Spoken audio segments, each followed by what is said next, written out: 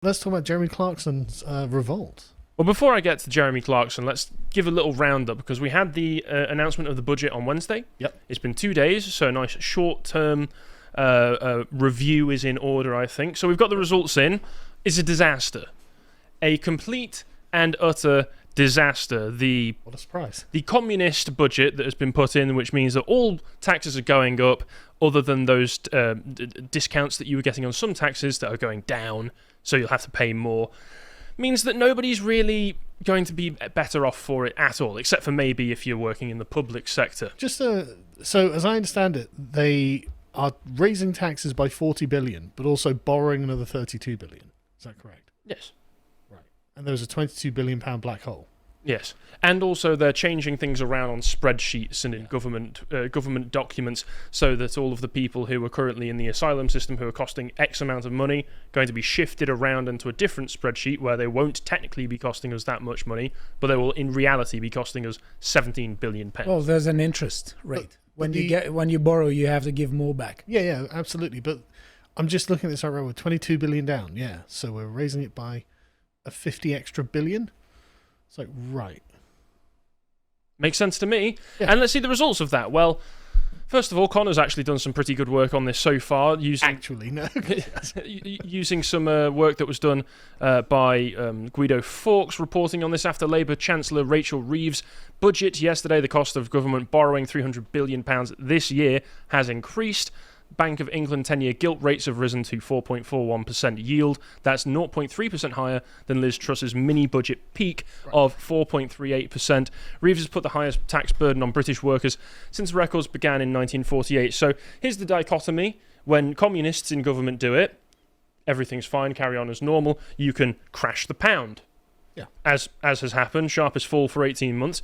Crash the pound, everything's fine. Bank of England shrugs their shoulders, goes lovely, all in a day's work. Liz Truss tries to reduce tax rates. Artificial economic crash is engineered the day before the announcement by selling off billions of pounds worth of gilts. Then you get kicked out of government.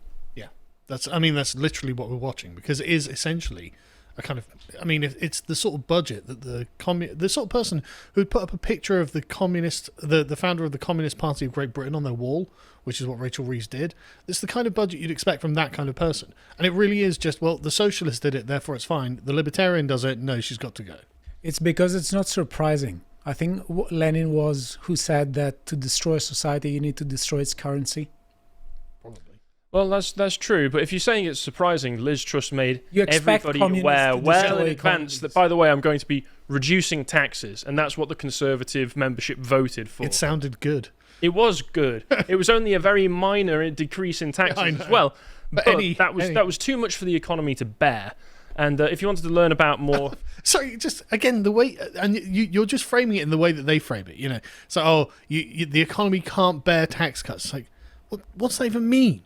The economy, I have to continue giving more money to the government, or else some mystical entity called the economy suffers. It's like, you know what? I hate the economy. I hate it. Well, it's my money. I was reading something talking about Donald Trump a moment ago, talking about his tariff policies. Yeah. And the way that it was framed by, regime outlets was that they are market distorting tariffs.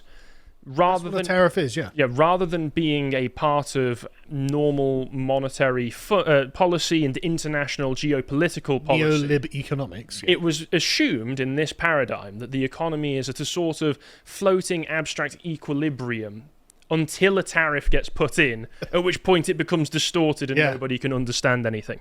Which just goes to show the incompetence of the people who are supposedly handling the management of the economy. But it also goes to show the sort of myopic view they have. There is one way to run an economy, and it's high tax, high spend, high regulation. That's it. That's but also free trade. Open borders, free trade. Infinite open borders. Yeah, exactly. So slave labor camps in China or wherever, they can import their undercutting goods into our market, and there's just nothing you can do about it, bro. Well, if you were to have a conversation with a member of the Treasury Department right now, I would imagine the conversation would go like this. They would say to you, well, we need to keep raising taxes, and eventually when we've raised the taxes enough, the economy will be fixed. And you turn around and you respond to them, you've been raising taxes for 100 years, and the economy has only got worse. And they respond to you, well, we're working out the kinks, but ideally, the plan is flawless. I think that's a very charitable interpretation of what they would say. Because I was thinking, I think they'd probably say, yeah, no, the economy will be fixed when you pay 100% of your money to us in taxes. That's when the economy will be fixed. And we'll just give you whatever we want you to have. And then the public sector can give themselves more gold-plated pensions that don't get affected by it. Yes. But regarding what happened to Liz Truss's government, if you want the insider scoop on that, you can actually watch Tomlinson Talks' one of the more recent episodes, How to Bring Down a Government, where Connor goes over in great detail all of the duplicitous, dishonest, treacherous, treasonous, stab-in-the-back methods that were used by the OBR and the Bank of England and other economic institutions in the UK to bring down Liz Truss for having the gall to put forward a minor tax cut. But the thing is, though, it really is that the Bank of England removed a prime minister because they didn't like that she was going to lower taxes slightly. So that is unbelievable, really. Yes, but with the new budget, one of the biggest controversies that has come from it has been the way it's going to be affecting farmers.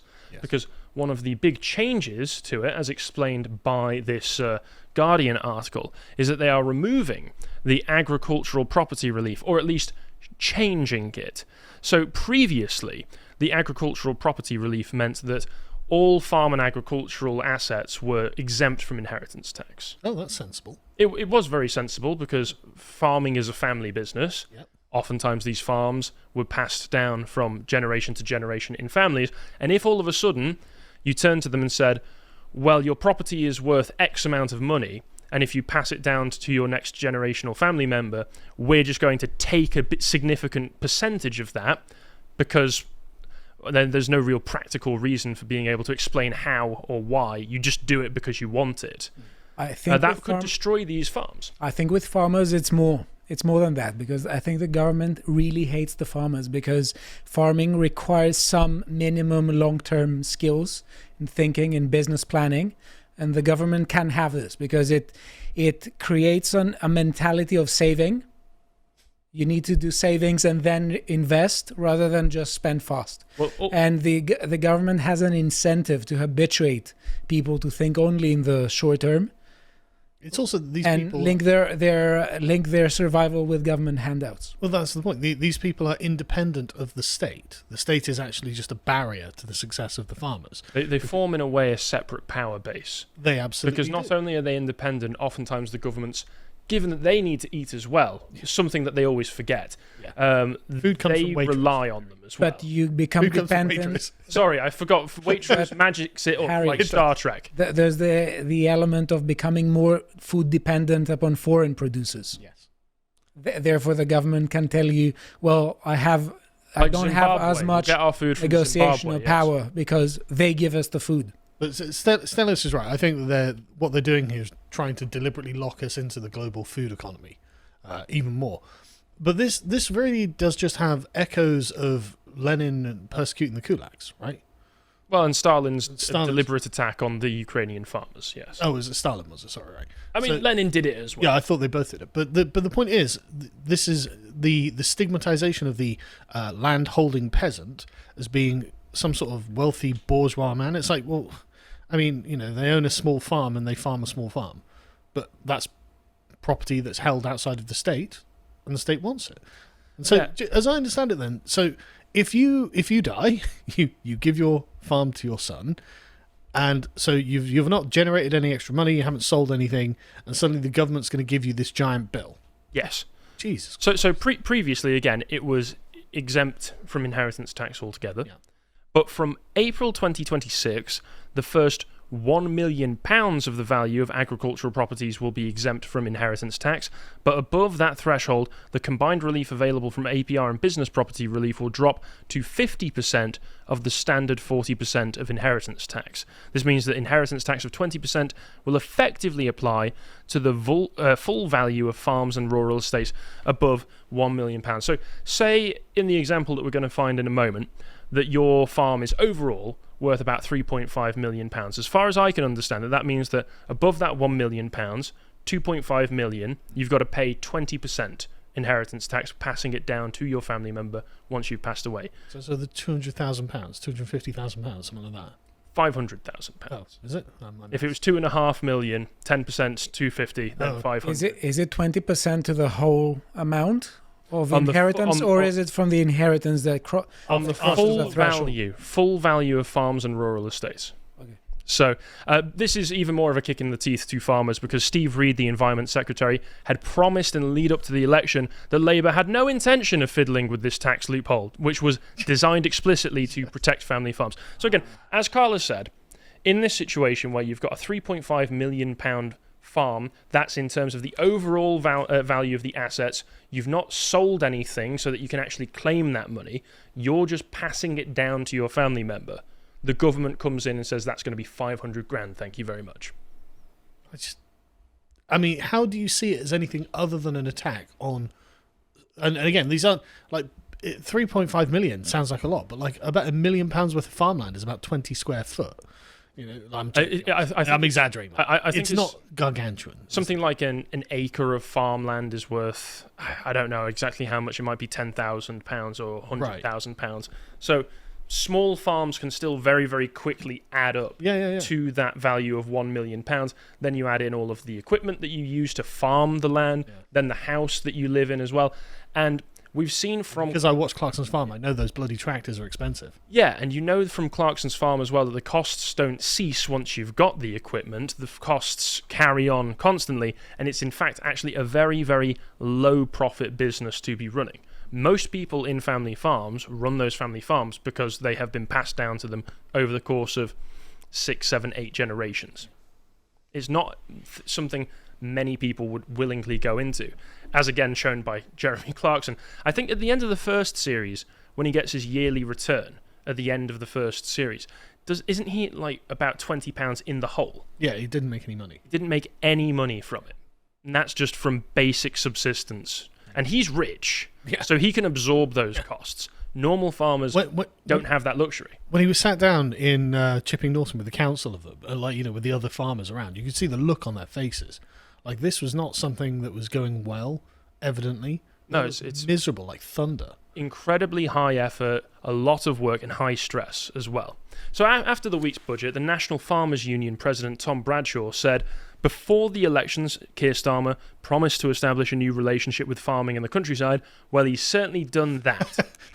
When you look farmers in the eye and make them a promise, keep it. So for an idea of the scale of this, as of 2023, the UK had about 209,000 farms, though the £1 million threshold sounds like it will only apply to the wealthy. The Country Land and Business Association has estimated it will apply to 70,000 farms, which is one third of the farms in this country are going to get screwed by the Labour government. Are we surprised? No. Farmers also, as they point out here, tend to be asset-rich and cash-poor. Farming is not a popular vocation due to the often low-pay, difficult work, and increasingly risk of having entire crops ruined by extreme weather. Again, as we saw in the first series of Clarkson's farm, when a week or two of very heavy rainfall was enough to almost completely destroy an entire crop that had been planted. Farmers argue that if they cannot afford to pass their business down to relatives, the family farm will die out. So there's two answers, as we've suggested, for why they're doing this. The first answer is in typical communist fashion, they don't understand how the economics works, they don't understand how farming works, and they don't care to. They hate the farmers. So they just done it because they don't understand what the consequences are being. The more Machiavellian answer is that this could be a ploy to force family farms when the patriarch dies to have to sell off assets to their farm to afford the inheritance tax cost, and then more and more assets of the properties will fall into government hands where they could potentially collectivise them or sell them off to big business. BlackRock farms. Yes, it's an attack on the kulaks, as you'd imagine. Bradshaw continued and said it's clear the government doesn't understand that family farms are not only small farms, and that just because a farm is a valuable asset doesn't mean that those who work it are wealthy. Let's not sugarcoat it. Every penny the Chancellor saves from this will come directly from the next generation having to break up their farms. Now, the Guardian, typical fashion, are the farmers right to be angry? Well, thankfully, The Guardian has asked a tax expert, Dan Needle, who said that the tax won't apply to 73% of farmers. Okay, but it will apply to 1/3 of farms. Yeah. So I don't know if I trust a tax expert over the people who actually, collect this information, the Country Land and Business Association. Okay, but even then, a quarter of farmers more than are going to be affected by this. yeah. But It's like say, okay, it may be a bad policy, but it won't affect as many people as you think. he also recommended that those over the threshold buy life insurance to cover the payment of inheritance tax. So that's basically an extra tax being funneled to these insurance companies, who I'm sure are going to make a killing from it. Reeves defended her decision, telling LBC, "At the moment, you can have some of the wealthiest landowners, not farmers, but wealthy landowners in this country who pay no inheritance tax whatsoever, while middle-class families do. That's not right, and that's why we've closed that loophole." The opposite way, the complete wrong way. I hate inheritance tax. I don't stand to inherit anything, by the way. I have absolutely no skin in the game. I'm not going to inherit a damn thing. But, like, the very concept of inheritance tax infuriates me. It's like, we've taxed you. You've saved up a few pennies, and then you die, and then we're going to get that too. We're going to penalize you for thinking for your kids. Exactly. Yeah, because remember, the allowance is what means that it's as low as 20%. The standard rate of inheritance tax is 40%. I hate it so much. So potentially almost half of the savings that you've acquired and your assets as well over your lifetime, your family, when you die, if you're passing that down and it hits a particular threshold, is going to have to pay up to 40%. Remember, you slave away like this now, so Abdul can live in a free bloody hotel forever, okay? If you don't slave away and give all that money to the government, then he's just got to go back to wherever he came from. Mm-hmm. But wait, it gets better. It gets better. Happy Friday, everyone. Moving on here. Oh, well, I'll read what I've got on here. Compounding the news on higher taxes, the double whammy on spending, that spending on farmers is set to decline. DEFRA, the Department for Environment, Food and Rural Affairs, is a loser in the spending round as one of the 7 Whitehall departments who will experience a drop in real terms expenditure next year. This is despite successive cuts in the department's budget over the past decade. While the funding pot for UK agriculture remained consistent, inflation has seen a 44% increase in farm costs between 2019 and 2024. A 44% increase. Well, do you not remember that during the COVID lockdown, the price of fertilizer rocketed? Mm-hmm. I mean, that's going to be a large part of that, I imagine. DEFRA Secretary Steve Reed's line is that farmers will have to learn to do more with less. I mean, when you have inflation to such an extent, and energy prices go up and everything goes up, you want to have an independent food industry. That's only if you don't hate the people you're governing over and you don't want them to starve to death. Apparently. I mean, you make that assumption, but as we're going to cover in your... Yeah, I assume rationality and goodwill. Yes, you did. So we have For some to take reason. out... I don't know why. Like, In this circumstance, that's a very irrational thing to do. it's a Labour government. They're looking at the country and being like, right, this is full of people that we hate. They're all far right. How can we punish them? This is a way of punishing them. So, of course, in the fallout of this, there's been a lot of testimonies of the difficulties that the farmers are going to be experiencing from April 2026. The fact that already just the news of the announcement has been putting pressure on a lot of these farmers to try and get their affairs and finances in order because they don't know how they're going to be able to manage this. But guess who's jumping to the rescue for the government? Who's going to take the bullet? Your friend. My friend. A favourite of mine. Friend of the show. James O'Brien is here to let farmers know that actually you deserve it. James O'Brien, friend of the working man. So recently I've been reading through his book, How to Be Right. Very humble and modest title. He goes to great lengths in that book. Paragraphs and pages are spent him trying to rationalise to himself, I'm a good person. I don't think the evil right-wing Brexiteers are evil. I'm a friend of the working man. So when presented with a kulak, enemy of the state, let's hear how he discusses the strains that this is going to put on farmers.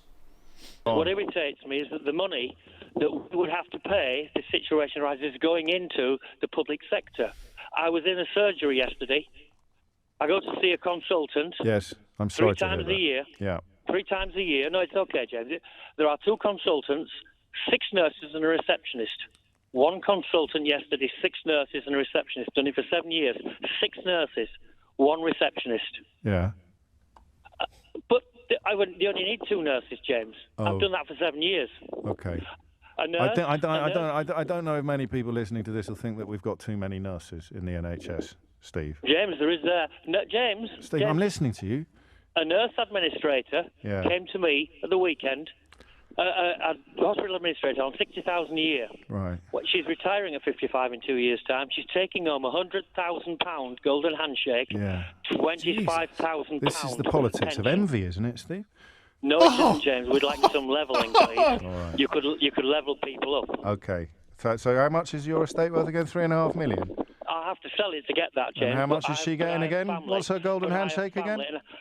Every year. Sorry, are we flipping into the politics of envy all of a sudden?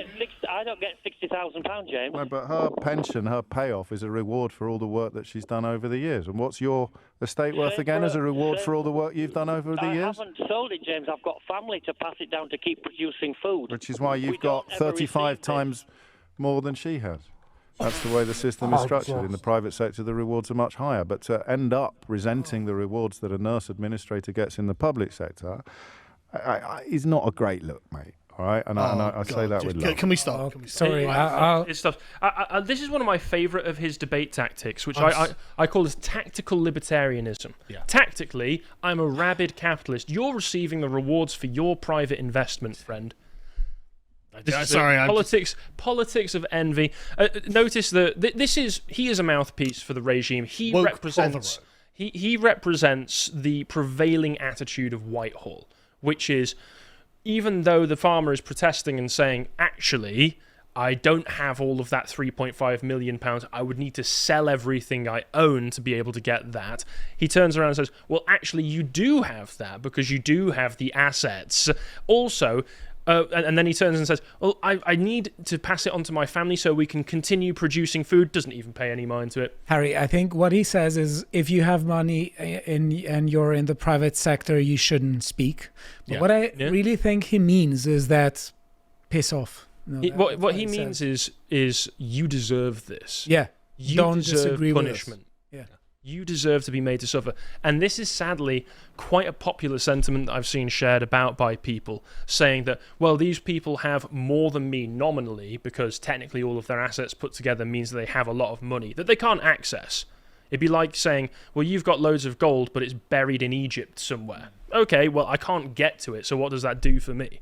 But people really have no understanding of farming in this country. But thankfully, the people who do, the farmers, might be doing a protest, and this might turn into a Dutch farmers situation. Great. Which this government deserves it. I want, with the recent news of Axel Rudder and now this, along with everything else that this government has done, gaslighting, lying to the public, withholding information, trying to financially ruin us, all of these different things, I need there to be a situation that will peacefully and civically force this government to step down, resign, and hand themselves in for treason charges.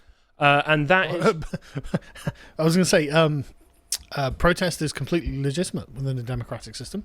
Exactly. So the farmers' protests are brewing. One protest organiser has told Guido Fawkes, we haven't seen this kind of anger among farmers since the Countryside March back in 2002, where 400,000 people committed to rural protests. Alongside an expected massive petition, there are likely to be organised marches. One incensed farmer said, I look forward to bringing my tractor and other agricultural machinery to Whitehall and maybe also to Labour's conference in Liverpool next year. If Labour wants to close down family farming, we'll close down Labour first. They have lied through their teeth about supporting farmers and deserve to be held to account. Rural sources also say if farmers and the public get their act together, we should expect to see buckets full of getting dumped on Parliament before too long. Very French. Very, very. And also the update at the bottom of here says the National Farmers Union is organising a rally in Westminster for Tuesday the 19th of November. So hopefully this will put some kind of pressure on the government, because there are also reports already coming from Downing Street saying that Keir Starmer wants to resign. Good, do it. Oh, brilliant. Do it. It'll be the most popular decision that you've made since assuming prime ministership. And who's going to lead these marches? Well, I have a nomination, that being Chairman Clarkson. I agree. Chairman Clarkson, the long march from Chipping Norton and the revolution will be televised. This would be glorious because Clarkson... See, season 4 of Clarkson's Farm is going to be banging. It will. Absolutely banging. It's gonna be great. Could you imagine if that's what it turns into? Jeremy Clarkson at the front lines, standing up to the government, overthrowing Keir Starmer. Amazon, I think you've got a winner with that one. Yeah. But he's made statements saying, farmers, I know that you've been shafted. Please don't despair. Look after yourselves for 5 short years and this shower will be gone.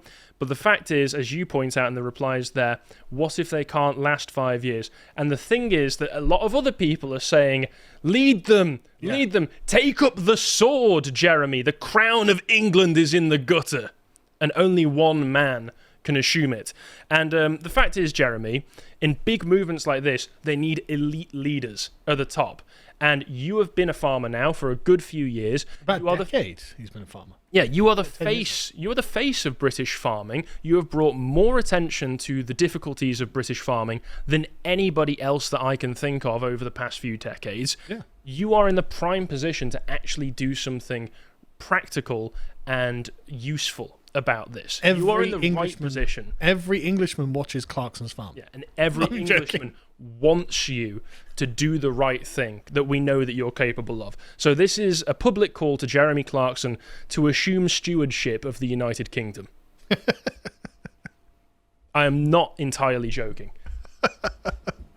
I hope you appreciated that segment from the podcast The Lotus Eaters, and if you want to see what else we're up to, you can follow Dan's series, Brokenomics, this one on industrialising space. And if you want to see all the other things that we're putting out, you can always follow us on Twitter.